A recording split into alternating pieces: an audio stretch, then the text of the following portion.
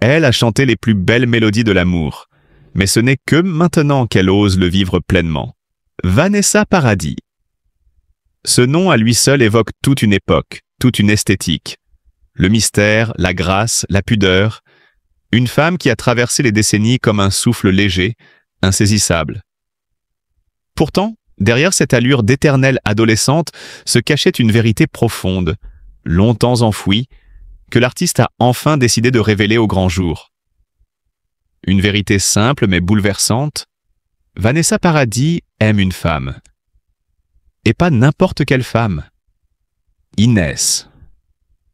Le prénom glisse comme une confidence. Une femme à la beauté sobre, au regard franc, à la présence discrète mais magnétique, styliste parisienne respectée, inconnue du grand public jusqu'ici, elle partage aujourd'hui la vie de Vanessa. Une histoire d'amour née dans l'ombre, cultivée à l'abri du tumulte, mais qui resplendit aujourd'hui dans la lumière. Inès est la femme de ma vie, déclare Vanessa dans une interview à cœur ouvert. Ce n'est pas une phrase, c'est un séisme. 52 ans. L'âge des bilans, des réinventions. Pour Vanessa, c'est celui de la vérité. Après des décennies sous les projecteurs, entourée d'amours hétérosexuels très exposés, Johnny Depp, Benjamin Biolay, Samuel Benchetrit, la chanteuse-actrice révèle une part d'elle-même que peu soupçonner. Je n'avais jamais connu un amour aussi clair, aussi paisible, aussi vrai. Pour la première fois, je me sens vraiment à ma place, confie-t-elle. Des mots rares, pesés, puissants. Ce coming out tardif vient balayer les dernières illusions sur les cases dans lesquelles on voulait l'enfermer. Car Vanessa, depuis toujours, n'a jamais joué les rebelles. Elle a contourné les normes, souvent avec grâce, parfois dans la douleur, mais toujours dans le silence.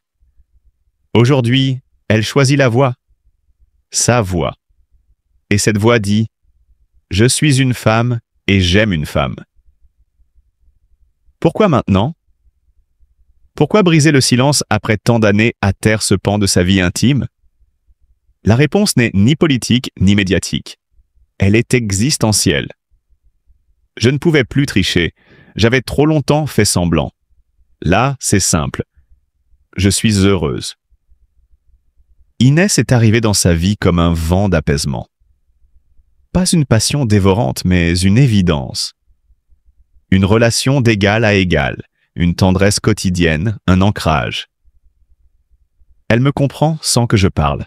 Elle voit ce que je cache, même à moi-même. Ce récit aurait pu rester privé. Mais dans une époque où chaque révélation devient buzz, Vanessa choisit d'en faire un acte de transmission. Elle parle pour elle, bien sûr, mais elle parle aussi pour celles qui, dans l'ombre, n'osent pas. Pour ces femmes de 40, 50, 60 ans qui se découvrent tard, qui aiment hors des sentiers tracés, qui doutent, qui culpabilisent. Il n'est jamais trop tard pour s'autoriser le bonheur, dit-elle simplement. L'effet est immédiat. En quelques heures, les réseaux sociaux s'embrasent. Des vagues de messages de soutien affluent. Des anonymes, des célébrités, des mères, des adolescentes, des retraités. Toutes saluent le courage, la dignité, la sincérité. Beaucoup partagent leur propre histoire, comme si le simple fait que Vanessa Paradis dise enfin sa vérité donnait à d'autres la permission de dire la leur. C'est un écho générationnel, un soulèvement doux, une révolution intime. Mais la médiatisation n'efface pas les risques. Car si les messages sont majoritairement bienveillants, certaines voix dissonantes s'élèvent. Les clichés, les moqueries, les questions intrusives refont surface. Vanessa, elle, ne vacille pas. Elle avance avec ce calme singulier qui l'a toujours défini. « Ce qui ne me ressemble pas ne m'atteint plus », tranche-t-elle. Et pourtant, on sent que ce choix lui a coûté. Pas en regret, mais en introspection. Car oser dire à 52 ans que l'on a enfin trouvé le vrai amour, c'est aussi admettre que, peut-être, on s'est trompé, ou caché, ou muselé pendant très longtemps. Vanessa n'en fait pas une tragédie, mais une leçon de vie. Ce que je vis aujourd'hui donne un sens à tout ce que j'ai traversé. Dans les bras d'Inès, Vanessa n'est plus l'icône pop, la muse, la star. Elle est femme, tout simplement. Et c'est là, sans doute, que réside la véritable révolution. Dans cette banalité précieuse de l'amour partagé. Dans ce quotidien qu'elle décrit comme plein de silences doux, de rires discrets, de gestes tendres. La scène médiatique, souvent cruelle avec les femmes, surtout lorsqu'elles vieillissent, semble ici s'incliner. Car ce que révèle Vanessa, ce n'est pas une provocation. C'est une réconciliation. Avec elle-même, avec le temps, avec ses blessures, avec ses désirs. Elle n'efface rien. Elle ajoute une page à son livre de vie, une page inattendue, mais profondément lumineuse. Et c'est peut-être pour cela que cette révélation bouleverse autant. Elle parle d'amour vrai, de liberté retrouvée et d'une forme de renaissance. Vanessa Paradis n'a pas seulement changé le récit de sa vie. Elle a, peut-être sans le vouloir, ouvert une nouvelle voie. Une voie où l'on peut aimer à tout âge. Une voie où l'on peut se découvrir hors des normes. Une voie où la douceur triomphe du silence. Vanessa Paradis, l'éclat et les ombres d'une icône française. Il est des destins qui brillent avec tant d'intensité qu'ils en deviennent presque aveuglants. Mais derrière la lumière crue des projecteurs, certaines étoiles cachent des fêlures que seule une lecture attentive de leur parcours peut le révéler. Vanessa Paradis en est une. Née un 22 décembre à Saint-Maur-des-Fossés, banlieue discrète de la région parisienne, elle entre dans le tumulte de la célébrité bien avant d'en comprendre les mécanismes. À seulement 14 ans, sa voix douce et son refrain entêtant. Joe le taxi la propulse en haut des chars. La France découvre une enfant au sourire timide, mais au charisme insolent. Très vite, le monde s'en empare. Vanessa devient une star internationale. Mais à quel prix? Derrière cette ascension fulgurante se cache une réalité bien moins scintillante. Celle d'une adolescence volée, happée par l'industrie du divertissement. Peu nombreux sont ceux qui savent que pendant que Joe le taxi tournait en boucle à la radio, Vanessa subissait l'envers du décor. Harcelée par des jeunes de son âge, agressée verbalement dans la rue, parfois même physiquement, elle subit une jalousie féroce. On m'arrachait les cheveux, on me crachait dessus, confiera-t-elle plus tard, dans un entretien rare, la voix voilée d'émotion. Ces années, dira-t-elle, furent un véritable choc. Il est si facile d'admirer l'icône, moins évident de comprendre la femme. Et pourtant, c'est dans ses blessures que réside toute la profondeur de Vanessa Paradis. Car si elle a su envoûter la France avec ses chansons, séduire les critiques avec ses rôles au cinéma et faire tourner les têtes dans les coulisses de la mode, c'est bien parce qu'elle porte en elle une douleur sourde, presque invisible, mais omniprésente.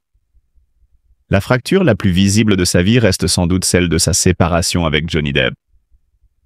14 années de passion, de complicité, et 2 enfants, Lily Rose et Jack, n'auront pas suffi à sauver leur amour. Officiellement, tout s'est terminé à l'amiable. Officieusement, Vanessa en sort profondément marquée. Leur rupture en 2012 n'est pas seulement la fin d'une histoire d'amour, c'est la fin d'un équilibre.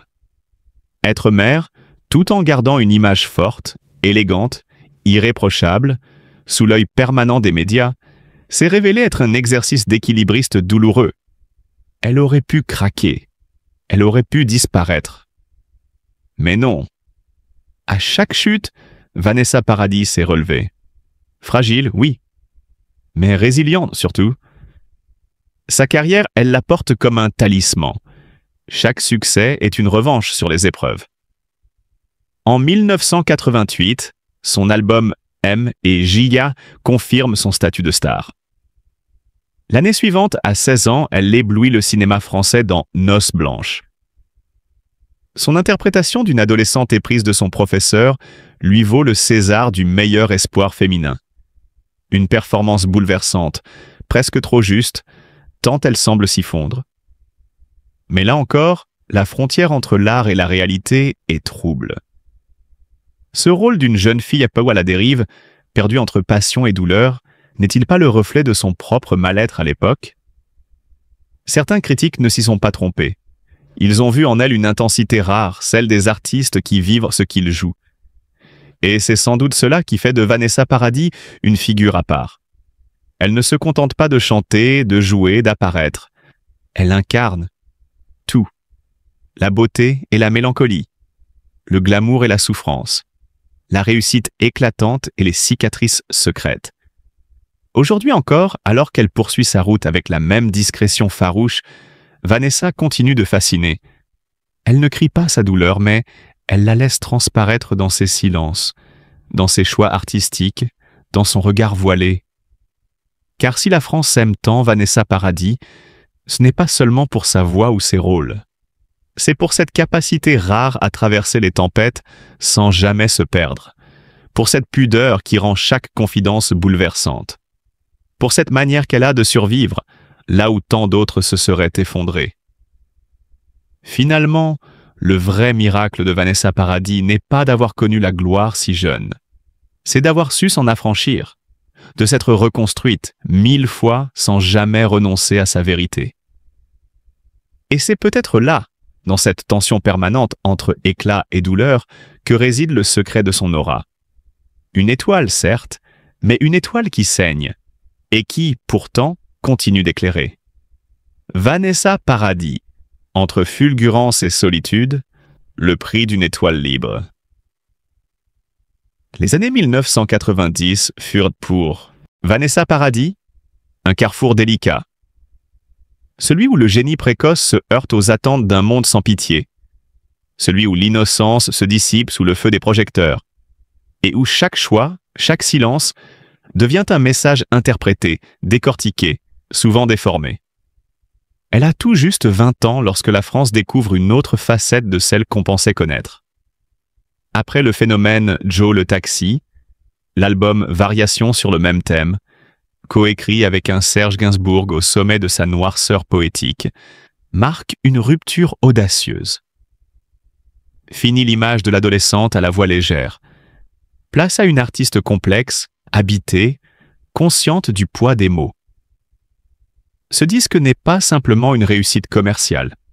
C'est un manifeste, une déclaration d'indépendance. Et pourtant, il ne fut ni facile à chanter, ni simple à porter. Derrière ce projet planait une tension, celle d'une jeune femme déterminée à se faire respecter comme interprète, mais aussi d'une muse trop souvent sexualisée par un mentor controversé. Entre admiration et emprise, entre désir d'exister et besoin de s'affirmer, Vanessa a dû apprendre très tôt à naviguer en eau trouble. Ce n'est pas un hasard si dans les interviews rares de cette époque, elle adopte une réserve calculée. Elle sait déjà que chaque mot peut se retourner contre elle. Puis vient 1992, un tournant à tous les sens du terme. À l'époque, elle quitte la France pour s'installer aux États-Unis et s'entoure d'un autre géant, Lenny Kravitz. Cette rencontre, musicale et amoureuse, va bouleverser sa trajectoire. Ensemble, ils donnent naissance à Vanessa Paradis, un album entièrement en anglais, aux sonorités plus brutes, plus libres. Be My Baby, porté par un clip en noir et blanc sulfureux, devient un hit planétaire, une consécration. Mais aussi, paradoxalement, le début d'une nouvelle forme de solitude. Car en se rapprochant de la sphère américaine, Vanessa s'éloigne du public français, qui ne comprend pas toujours ce changement. Certains critiques parlent de fuite, d'autres évoquent une influence trop pesante de Kravitz. Mais ce que personne ne voit, c'est l'intensité de cette quête d'émancipation. Vanessa veut choisir sa vie, choisir son art, et surtout échapper à l'image qu'on veut lui coller à la peau. Sa tournée Natural High, en 1993, témoigne de cette ambition. Elle parcourt les grandes capitales, Paris, Londres, Montréal, avec une scénographie épurée, presque introspective. Elle ne veut plus séduire, elle veut partager. Derrière chaque chanson, il y a une tension, une sincérité qui transperce. Mais chaque soir, avant de monter sur scène, elle vacille. La pression est immense. On ne pardonne rien à une jeune femme célèbre depuis l'enfance. le moindre faux pas, la moindre faiblesse devient une affaire. Puis vient le cinéma. Avec Elisa, où elle incarne une fille en rébellion face à un père incarné par Gérard Depardieu, Vanessa franchit un cap. On découvre une actrice habitée, capable d'aller puiser loin dans ses blessures. Le public est bouleversé, mais elle, une fois encore, reste en retrait. Pas d'effusion, pas de triomphalisme. C'est sa manière à elle de se protéger. Et pourtant, les propositions affluent. Pedro Almodovar, John Boorman. Des noms mythiques lui tendent la main. Elle refuse. Non pas par peur, mais parce qu'à ce moment-là, elle ressent le besoin de se recentrer, de vivre, de respirer. Ces refus, elle les assumera plus tard.